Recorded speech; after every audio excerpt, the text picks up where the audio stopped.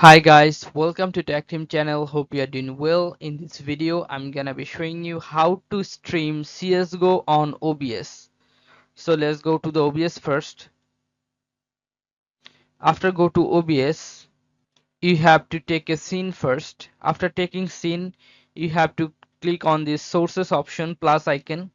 You can see the cursor here, right? Click on the plus icon and you will find here display capture. Choose the display capture and you can name here CSGO capture. Now you can click on OK. Now click on OK again. After that, you have to click on start recording.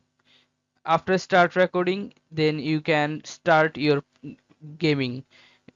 Okay, so after start recording, you have to start your game and it will be automatically capture on this screen. If you play now, after start recording, go to CSGO and play this game, it will automatically uh, capture the screen here.